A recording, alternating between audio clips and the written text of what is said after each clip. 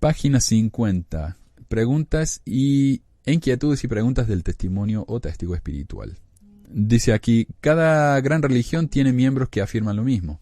Dios, o el Espíritu de Dios, dio testimonio a ellos de que su religión, su profeta, su papa, sus líderes, su libro y enseñanzas son verdaderas. Del mismo modo que sería arrogante que un mormón fundamentalista, o un testigo de Jehová, católico, adventista del séptimo día, musulmán, negara a un santo de los últimos días la experiencia espiritual y el testimonio de la veracidad del mormonismo, sería igualmente arrogante que un miembro de la iglesia mormona negara sus experiencias espirituales y testimonios de la veracidad de su propia religión. Entonces, y eso es lo que siguen diciendo la gente en la iglesia. Oh, pero yo tuve una experiencia personal. Todos tuvieron experiencias personales. Los católicos ortodoxos, los judíos, los musulmanes, todos tienen experiencias personales. Y todos recibieron su respuesta de Dios, o del Dios en el que crean. Entonces, ¿quién tiene razón? ¿No? Y esto me parece un punto muy importante. Y esta fue una de las primeras razones por las que empecé a dudar. Hay 7.000 millones de personas en el mundo. 15 millones son miembros de la iglesia. Digamos unos 6 millones son miembros activos de la iglesia. 6 millones de 7.000 millones tienen la verdad. Al resto de la gente Dios le dio el sentimiento y la experiencia equivocada. Injusto, ¿no? A ver, esto es lo que escribí yo cuando leí, y esta fue mi reacción. La iglesia insiste que si la historia y la ciencia contradicen el evangelio, tenemos que aferrarnos al testimonio que ganamos por medio del susurro del espíritu, el cual es un sentimiento. Y eso me parece que hubo un discurso de Uchtdorf en esta última conferencia en la que él dijo algo similar. Si la ciencia contradice el evangelio, ignoren a la ciencia, o algún día se van a dar cuenta que están equivocados, o algo así. Otros ejemplos, cuando yo estaba en la misión, se nos enseñaba algo que se llama el modelo de compromiso. Tenemos que basarnos en experiencias comunes. Entonces decimos, por ejemplo, ¿usted cree en Dios? Nosotros también. ¿Cree en Jesucristo? Buenísimo, nosotros también. Pero tenemos más información que tal vez usted nunca escuchó antes. Y entonces uno compartía, ¿no?, la historia, después decía, ¿cómo se siente cuando escucha esto que le decimos? Y la gente dice, me siento muy bien. ¿Y de dónde viene ese sentimiento? Y supongo que viene de Dios. Exactamente. ¿Y qué le está diciendo Dios entonces? Que estas cosas son verdaderas, ¿verdad? Entonces hay una especie de manipulación que se usaba, que usábamos con los investigadores. Y a veces le pedíamos a la gente que orara, que preguntara, que siguiera el consejo de Moroni ahí en el libro de Mormón. Orad y preguntad si estas cosas no son verdaderas, bla, bla. Y algunos decían, no, yo oré y no siento nada. Entonces, ¿cuál es nuestra reacción? Oró mal. No oró con fe. Ok. Entonces, solamente si la otra gente tiene la misma experiencia que nosotros, entonces esas experiencias son válidas. Otra experiencia que me pareció interesantísima, cuando yo estaba en mi misión, habíamos muchos argentinos, esto en el sur de Chile. Yo digo, la mitad fuimos en un colectivo, camión, como dicen en México, un autobús. Fuimos a una actividad de zona, y fuimos todos los misioneros en este autobús, y empezamos a cantar una canción vieja de Argentina que se llama El Oso. El oso, acerca de un oso que vive en paz en su bosque. Y yo vivía en el bosque muy contento. Caminaba sin cesar. Lo llevan al circo. Pero un día vino el hombre con sus jaulas. Y el pobre oso se escapa y puede vivir sus últimos años en paz. Vuelvo al bosque, estoy contento de verdad. La. Y las hermanas de otros países que estaban ahí, de hermanas de Chile, Bolivia, había varias latinas que nos entendían, las gringas sí no entendían nada. Pero cuando escucharon eso, se pusieron a llorar. Porque sintieron una especie de espíritu, ¿no?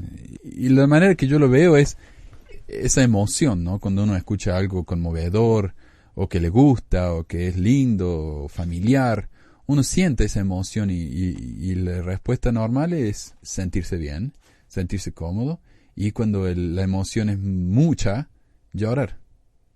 Y por eso uno escucha al Elder Eyring los discursos y llora 2 o 3 veces por discurso. y es tan común para los hombres llorar en la iglesia. Por eso mismo, es la emoción, ¿no? Es la familiaridad, es el sentimiento. Pero entonces, ¿cómo puede ser que la misma hermana que llora cuando comparte el evangelio llora cuando escucha el oso? Eso fue la experiencia mía. Y por eso yo comparto acá con lo que dice Reynolds, ¿no?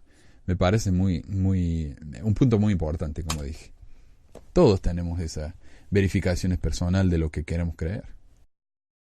No es raro oír a un misionero decir: ¿cómo podré compartir mi testimonio hasta que consiga uno? ¿Cómo puedo dar testimonio de que Dios vive, que Jesús es el Cristo y que el Evangelio es verdadero?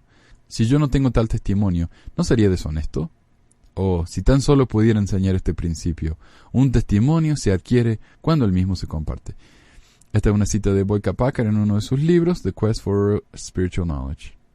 ¿Cómo es esto honesto?, pregunta Reynolds. ¿Cómo es esto ético? ¿Qué tipo de consejo están dando estos apóstoles cuando te dicen que si no tienes un testimonio, lo compartas de todos modos? Así porque él también da otro testimonio, otra cita muy similar de Oakes, del Elder Oakes. ¿Cómo es esto no mentir? ¿Hay una diferencia entre decir que sabes algo y que crees algo? Y los miembros e investigadores que están del otro lado escuchando tu testimonio, ¿cómo se supone que debes saber si realmente tienes un testimonio del mormonismo o si solo estás siguiendo el consejo de Packer y Oakes y estás mintiendo hasta obtenerlo? Y yo no sé, nunca había pensado eso antes, pero es un punto buenísimo, ¿no? Y es cierto que nos dicen, hay que compartir el testimonio. Y no hay que decir yo creo, hay que decir yo sé. Siempre, yo sé. Pero si no sabemos y igual decimos yo sé, es mentir. Totalmente es mentir. Así que muy buen punto ahí, señor Reynolds. Inquietudes y preguntas de la restauración del sacerdocio, página 54. José Smith y Oliver Cowdery cambiaron la redacción de revelaciones pasadas cuando compilaron la edición de 1835 de Doctrinas y Convenios, añadiendo versos acerca de las apariciones de Juan el Bautista y de Pedro, Santiago y Juan, como si estas apariciones ya hubieran existido en las primeras revelaciones en el libro de mandamientos, lo cual no era verdad. Y sí, no solamente el libro de Mormón tiene muchos cambios, la perla de gran precio también. ¿Cómo se llama? Doctrina y Convenios. Y antes el Doctrina y Convenios se llamaba el libro de mandamientos. Y por suerte la comunidad de Cristo publica y vende copias de los facsímiles de los primeros libros de la iglesia. El primer himnario, la primera edición del libro de Mormón, la primera edición de Doctrinas y Convenios y el libro de mandamientos. Y yo tengo la suerte de tenerlos a los 4, ¿no? Pero igual estos libros se pueden conseguir en archive.org o archive.org y están ahí todos y uno puede leer y comparar. Yo una vez hice un proyecto para el Whitefields Foundation, ¿no? Que estaban haciendo libros en audio y yo me puse a leer el libro de mandamientos para ayudarlos y me di cuenta que los primeros 5 capítulos nomás, las primeras 5 revelaciones de José Smith, algunas eran sumamente diferentes a lo que está en la Doctrina y Convenios. Y yo, que no soy muy estudioso de las escrituras, a mí me interesa más la parte esta de la historia, ¿no? Pero incluso yo me di cuenta que la cosa no era igual. Ok. Inquietudes y preguntas de los testigos. Y esta parte me parece muy bien. Él hace muchísimos puntos muy válidos, pero ya le dediqué 2 episodios enteros al tema, así que me voy a saltear. Yo les refiero entonces a esos episodios, es uno de los primeros que grabamos acerca de los testigos del libro de Mormón. Dice aquí, y esto es algo que una de las cosas que me molesta de esta carta al director del SEI. Primero que nada, Reynolds toma algunos puntos que no son interesantes, pero no son tan fascinantes, y hace un mundo de eso, ¿no? Medio melodramático. Y acá, por ejemplo, dice, es algo que repite varias veces y que yo me di cuenta acá que me cayó un poco mal. Dice, Oliver Cowdery no era un testigo objetivo e independiente. Como escriba del libro de Mormón y primo de José Smith, había un grave conflicto de interés para que Oliver fuera un testigo. ¿Se dan cuenta cómo lo dice ahí? Y primo de José Smith. Entonces uno dice, deben haber sido buenos amigos. Yo tengo primos, honestamente, que nunca los conocí. Y con ninguno de mis primos soy muy cercano. Así que me parece que este es un argumento un poco muy débil. Primero que nada, Oliver y José no eran primos, sino que eran parientes lejanos. Y no se conocían antes de 1829. Además, me cuesta entender por qué el hecho de que sean primos era un conflicto de interés. como digo, a mí, en mi opinión, es que Reynolds está exagerando de una manera deliberada la relación entre los dos para hacer más fuerte su argumento, pero solo funciona si uno no sabe nada acerca de Cowdery. Pero cuando uno estudia un poquito la vida de Cowdery, se da cuenta que él y José no se conocían. Fue casualidad. Mire, Cowdery era maestro de escuela. Él fue al pueblo ahí donde estaba José Smith en esa época, Palmyra habrá sido. Y como los maestros de escuela en esa época ganaban muy poco dinero y vivían con los padres de sus alumnos. Tenían una escuela con, 20, 30 alumnos de todos los grados. Ellos enseñaban todos los grados a la vez. Y era una escuelita que era un edificio muy chiquito. Y entonces ellos vivían con los padres. Un mes con uno, un mes con el otro. Y ganaban chaucha, ¿no? Muy, muy poco. Y en una de esas, él fue a vivir con los Smith. O con un vecino de los Smith, no me acuerdo bien. Y ahí fue que lo conoció a José. Sí, era un vecino de los Smith. Y ahí fue que lo conoció a José y a su familia y se dieron cuenta de que eran primos. Pero me cuesta entender por qué eso sería un conflicto de interés. Me parece que el conflicto de interés, más de que porque eran primos, es porque los dos fueron los que empezaron a publicar las revelaciones. Los dos tuvieron las visiones al mismo tiempo.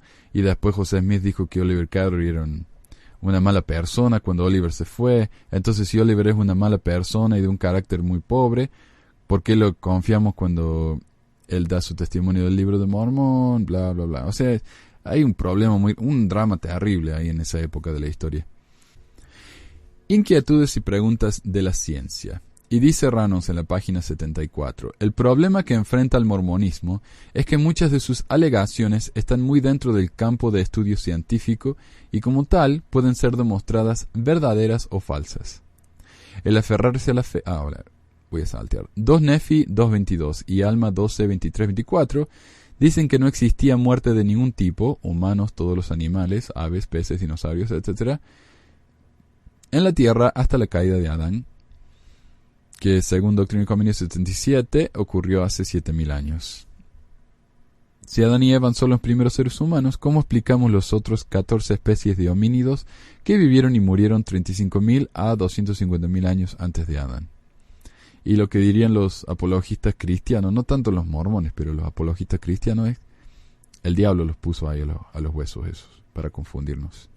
3. La ciencia ha demostrado que no hubo inundaciones mundiales hasta hace 4.500 años. ¿Qué más? Otros eventos, declaraciones de que la ciencia ha desacreditado. La Torre de Babel, personas que vivían hasta los 600 años de edad. Jonás y la ballena, personas que se convirtieron en sal en Sodoma y Gomorra.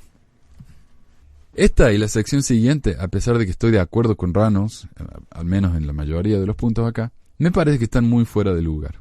Mucha gente que deja de creer en la iglesia, siguen creyendo en la Biblia.